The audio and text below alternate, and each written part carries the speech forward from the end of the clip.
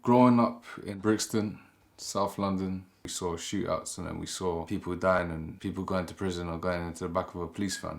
It's easy for me to go back to my old life, but I know where that old life leads you. You're either 6 foot on the ground or behind prison bars.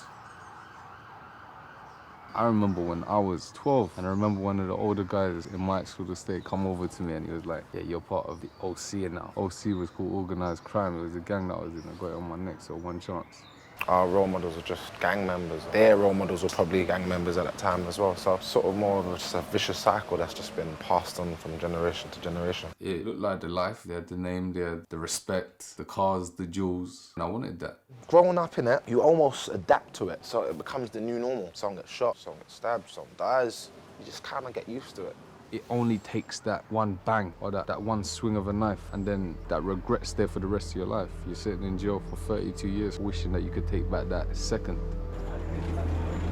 When I came out of prison, it was more of a grateful thing and it humbled me a lot. So, do you know what? I'm blessed to be out here.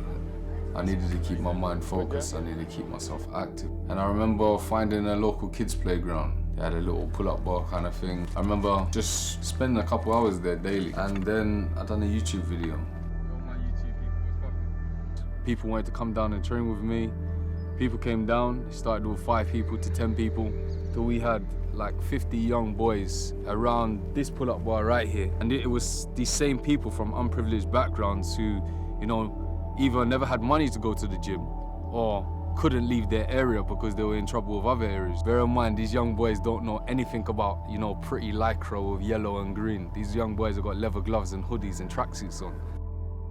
To the person just walking up, going to work, they're looking at it thinking, what's going on here, Fight Club? They used to send police to come and watch our sessions just to make sure that we're not doing no gang violence. And they locked off these bars, believe it, they locked them off.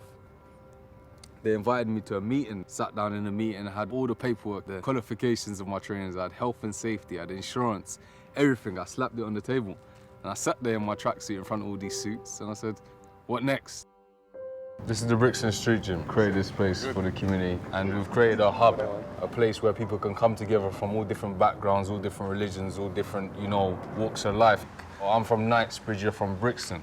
Or you know what, I'm a banker and you just come out of prison. It's breaking that barrier and, you know, showing that we're all one and we're all human beings. The whole mindset we kind of push on these young people is, you know what, you can't do it, you learn how to do it. You fall down, you get back up, and then you apply that mindset into everything you do. So that's going to a job interview, getting rejected, going to another one. We didn't need your anti-gun crime t-shirts or anti-knife crime t-shirts. A lot of these young people kind of opened up to us because they looked at us as an older brother, if anything. I'm the same person that I was before, but with different values. And I'm gonna hold true to that.